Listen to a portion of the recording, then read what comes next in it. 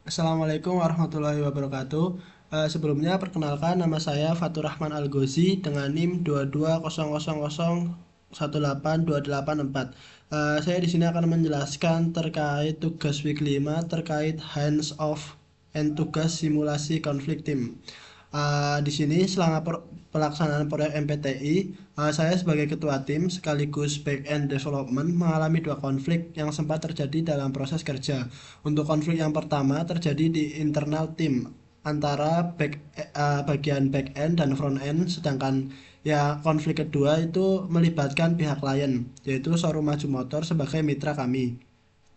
Untuk latar belakang konfliknya sendiri, yaitu konflik internal tim termasuk dalam kategori scope, yaitu adanya perbedaan pemahaman mengenai pembagian tugas pada saat pengembangan fitur keranjang belanja dan pemesanan online.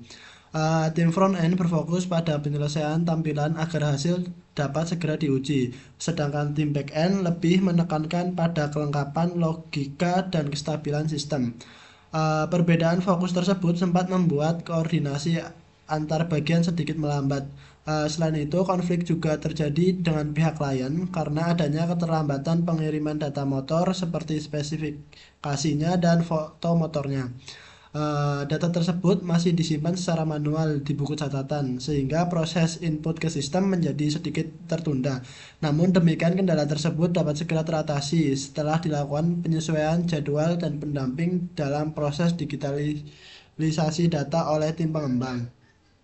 Kemudian di sini untuk analisis akar masalahnya, berdasarkan hasil analisis, konflik ini disebabkan oleh dua jenis gangguan komunikasi. Yang pertama yaitu gangguan semantik, yaitu perbedaan pemahaman terhadap istilah teknis dan prioritas kerja yang menyebabkan koordinasi kurang efektif antar tim back-end dan front-end. Kemudian yang kedua yaitu gangguan saluran komunikasi, di mana sebagian besar koordinasi awal hanya dilakukan melalui WhatsApp tanpa dokumentasi formal. Kemudian walaupun tim juga menggunakan Google Meet atau GitHub dan beberapa kali melakukan pertemuan langsung, terdapat beberapa informasi teknis seperti perubahan kecil pada data ataupun tampilan yang belum terdokumentasi secara rapi, sehingga menimbulkan sedikit keterlambatan dalam proses integrasi.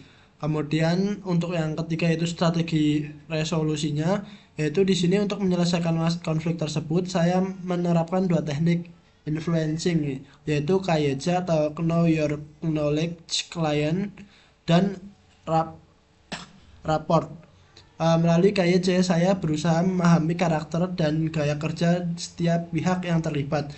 Rekan front end cenderung berorientase pada hasil visual yang cepat terlihat, sementara rekan back end lebih fokus pada akurasi dan struktur sistem. Dari sisi klien, mereka masih beradaptasi dengan proses digitalisasi data.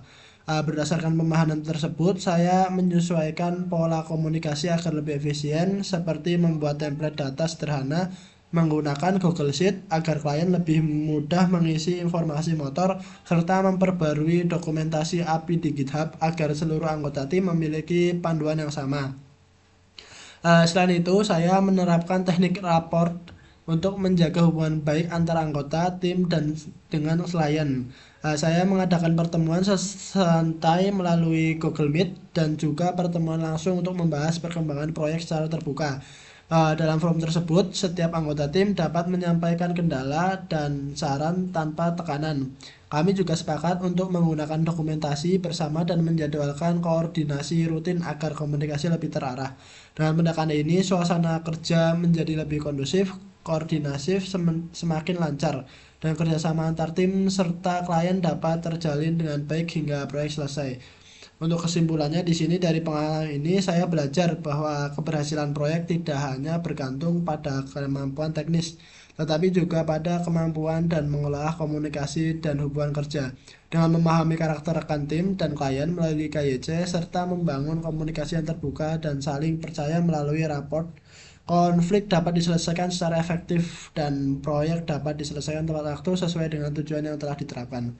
Mungkin cukup sekian dari saya, kurang lebihnya mohon maaf. Assalamualaikum warahmatullahi wabarakatuh.